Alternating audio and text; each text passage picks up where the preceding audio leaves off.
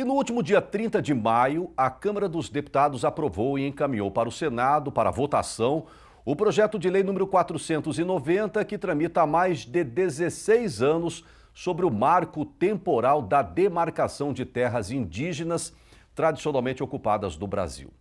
Depois de tanto tempo, por que ainda debatemos esta lei e quais são os pontos em que o produtor rural deve ficar atento? Bom, pessoal, no programa de hoje eu recebo ao vivo aqui no estúdio, vindo lá do meu querido Pantanal, o advogado e professor Pedro Putini Mendes, ele que é titular do quadro Direito Agrário desde 2017, pessoal, ou seja, há bastante tempo. O doutor Pedro tem ajudado a fazendeirada brasileira e ele vem hoje para esclarecer algumas dúvidas que ainda pairam na cabeça do produtor. Comandante Pedro, muito bom dia. Saudações pantaneiras, obrigado pela sua visita. Depois de tanto tempo, hein?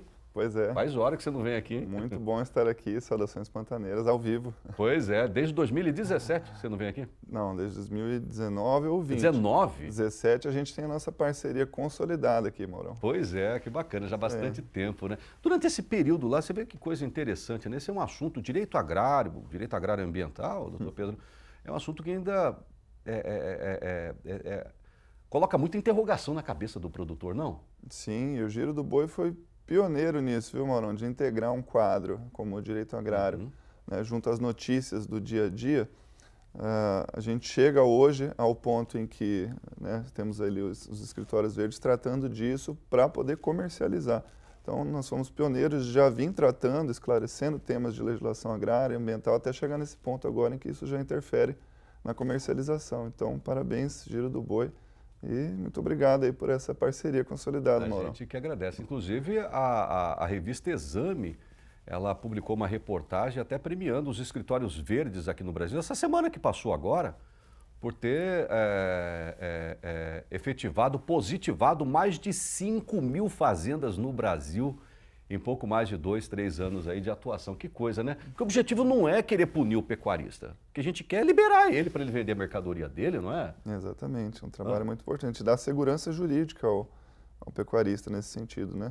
Porque não é só ali na comercialização que ele vai ter problema, não. É no dia a dia, no geral, né?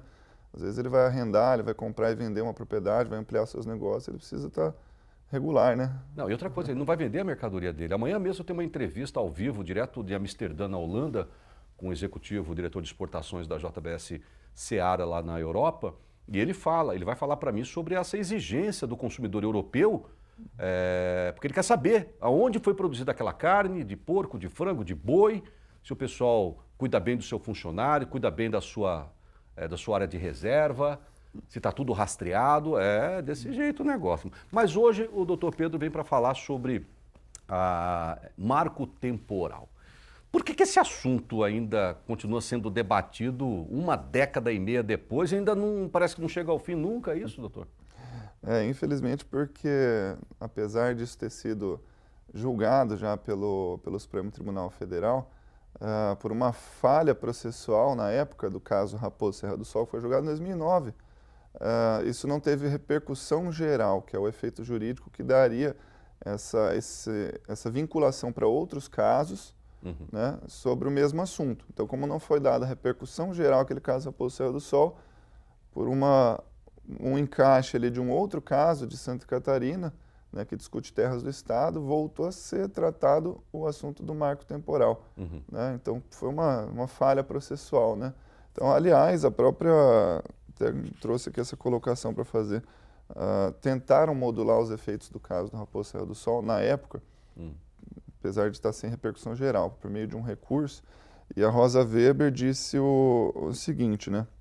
Ela falou que, apesar de não ser necessário a repercussão geral, essa decisão, no caso do Raposo Serra do Sol, ostenta a força intelectual da mais alta Corte Suprema do país, né? Então, me parece que essa força intelectual aí não segurou as pontas para rediscutir o assunto agora, né? Entendi. Então, esse é o problema do marco temporal atualmente. Mas cada região indígena no Brasil, ela tem sua peculiaridade, ou essa decisão ela vai servir para todas essas áreas a nível nacional? Uma pergunta muito pertinente, Maurão, porque o Brasil é gigante. Gigante. E com realidades muito distintas. né, eu entendo a preocupação da demarcação de terras indígenas para garantir direitos aos indígenas em algumas localidades.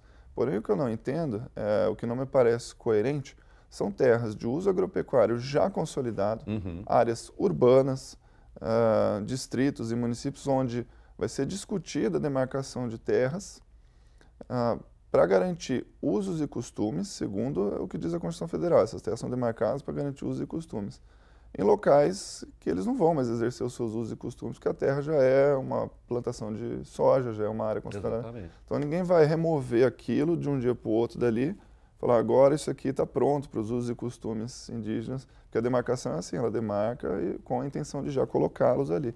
Então me parece um pouco incoerente isso. Então são realidades distintas, né, de lugares que realmente precisa demarcar e lugares que não tem como demarcar. Essa é a minha preocupação hoje. A preocupação do produtor rural que está nos assistindo em todo o Brasil, doutor Pedro, é que ele fique sem a terra dele. Com razão. E ele pode ficar sem a terra dele.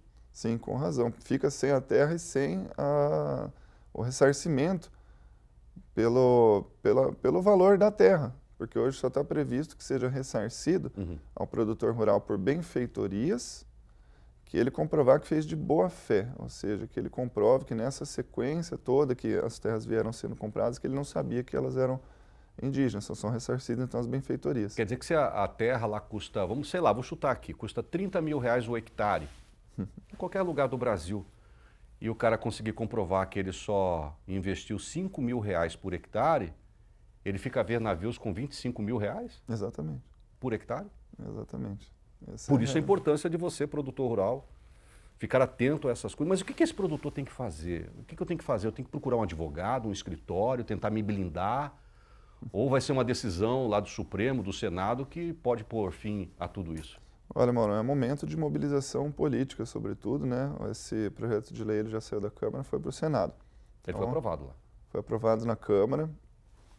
Existem muitas outras questões além do marco temporal nesse projeto, como a indenização pelas benfeitorias, a utilização de algumas terras indígenas, enfim, mas que façam os recortes necessários, mas que pelo menos aprovem a questão do marco temporal. Mas é tempo do produtor rural mobilizar os seus parlamentares, né, principalmente seus senadores, esclarecer esse assunto para maior quantidade aí de produtores, para poder auxiliar nessa mobilização também, porque às vezes o pessoal não está sabendo muito bem do impacto socioeconômico, né? E que, aliás, é uma questão também que a gente precisa... E quais seriam esses impactos?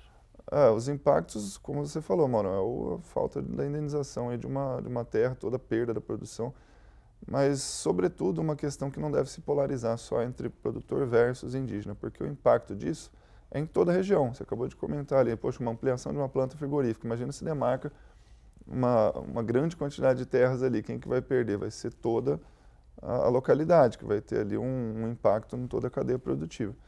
Existem municípios no Mato Grosso do Sul, no Paraná, em Guaíra, que já tem quase metade da área do município demarcada como sendo terra indígena. Então, o que vai acontecer com esses locais nos seus indicadores socioeconômicos? Então, esse é o verdadeiro impacto, não é só produtor versus índio. Essa é a questão, viu? E a partir do momento que isso é aprovado e vira lei tem que ser cumprida.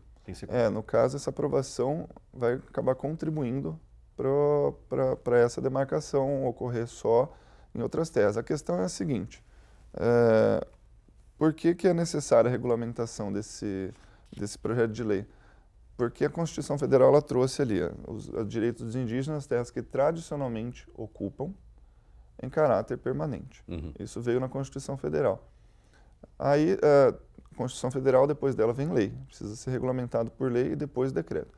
Veio um decreto de 96 falar como demarcam as terras tradicionalmente ocupadas em caráter permanente, mas não tem uma lei falando o que é essa terra ocupada em caráter permanente. Não por outro motivo, o STF teve que falar em 2009. Falou, terras tradicionalmente ocupadas em caráter permanente são aquelas que eles estiveram até a data da Constituição em conflito e que eles estavam realmente ali. Porque não tem como você garantir que para alguém que comprou terras antes da Constituição Federal, se um dia passou alguma etnia por ali. Então não tem como garantir isso. Teve que colocar essa data para evitar esse tipo de discussão. Então esse é o ponto, né? qual a data dessa terra que tradicionalmente ocupam em caráter permanente. Então o STF já tinha falado, agora está ali querendo mudar de ideia, o projeto de lei vem para resolver essa situação, colocar esse ponto final ali, qual é a data. E você está se tornando um grande jurista nesse assunto, direito agrário e direito ambiental. Doutor Pedro, eu te pergunto, será que pode haver uma mudança de entendimento da Corte Suprema? Olha, Mauro, eles precisam realmente esclarecer. O Supremo Tribunal Federal precisa dar essa resposta do porquê, qual é o motivo de superação, que a gente fala, superação desse precedente, ou seja, do Raposo Serra do Sol. Isso não foi esclarecido. Uhum. Qual a razão de mudar esse entendimento? Porque isso só está sendo discutido de novo porque colocaram a tal da teoria do indigenato para discutir no STF, que foi a inovação do caso Raposo Serra do Sol. Que os indígenas falam que o direito deles é ancestral, independente de data, tem que ser garantido. Então, por isso que está sendo discutido de novo. Mas o STF precisa dizer o porquê que, no caso a Raposo Serra do Sol, que já tinha falado sobre isso, vai ser modificado agora. Isso nós não temos uma resposta ainda. O fato é que o quadro dos ministros já foi alterado, já houve uma troca de alguns, alguns permanecem, então a gente já tem mais ou menos uma dinâmica ali de como que vai ser essa votação. Luz no fundo do túnel ou não? Sim, Maurão, esperamos que... Positivo ou não? Eu espero que isso seja, por um motivo de coerência, né? Espero que seja julgado de maneira favorável ao marco temporal, por essas questões que eu te falei, né? Terras consolidadas, agropecuárias, urbanas, enfim. Então, nesse exato momento, o que o produtor que está nos assistindo agora e que pode estar com apreensivo e uma pulga atrás da orelha, o que ele deve fazer? Primeiro, cobrar o seu político e, segundo, acender uma vela. Acender uma vela, fazer laudos, porque eu acho que quando você se prepara, você não é pego, né, de surpresa nesse sentido, se o produtor rural faz um laudo agronômico ou de avaliação que ele comprova ali as benfeitorias que ele fez, o quanto vale a sua terra, alinhamento dos cadastros obrigatórios. O produtor rural hoje tem mais de 10 documentos obrigatórios, CCIR, TR, matrícula e tal. Tem que dar uma olhadinha nisso tudo para deixar esses documentos alinhados. Que a hora que vier alguma você tempestade, tem que comprovar. opa, espera aí que eu estou em dia com a minha lei, bababá. É muito vai estar frequente. mais blindado em relação a isso. Com certeza. É muito frequente eu pegar esses cadastros na hora de atender o produtor e olhar lá, tem um tamanho... Não tem um CAR. Eu não tenho CAR, mas no CAR tem um tamanho de área. Aí você pega o CCIR e tem outro. Ixi. Aí você olha a matrícula, não está georreferenciada. Então, esse tipo de verificação já passou da hora de fazer, sabe? Bom, quer uma dica? Eu já falei isso aqui algumas vezes aqui no Giro do Boi. Procure seu advogado agora. Chama ele para um café amanhã. Doutor, vem aqui, vamos bater um papo. Vamos dar uma olhadinha, tudo. Joga aqui na mesa todos os documentos que você tem da sua fazenda. Aproveita, assim que seu advogado sair, você já marca um horário com o seu contador. Perfeito. Né? O que a gente tem que fazer? O que está irregular? O que não está? Onde é que a gente tem que mexer? Chama o cara que compra o seu boi, que está te ajudando, os escritórios verdes, acabou de lembrar aqui agora. Né?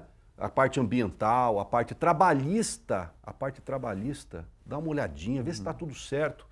Não seja pego de calça curta, porque aí a porrada vai ser muito maior para cima de você. Você sabe que está fechando o cerco. O pessoal está tudo querendo pegar o produtor rural e descer o sarrafo nele. Então, se você tiver irregular, com certeza a situação se complica ainda mais para ele, não? E mais, colegas advogados, contadores, por favor, tenham essa visão de gestão do produtor, né? Não só aquela visão clássica ali de surgiu o problema, eu vou resolver, mas essa visão preventiva, essa visão de gestão, né? A gente precisa conversar com o produtor de falar, isso aqui precisa estar na sua gestão também, esse cuidado com os documentos, né? Porque essa é a nova advocacia que vai conseguir evitar esses problemas todos. Né? Não é só assistir o cliente quando ele precisa lá para uma coisa trabalhista, não é só isso a função do advogado. Ou quando chega o IBAMA, quando chega Quando chega tem que estar tudo... Tem que ajudar.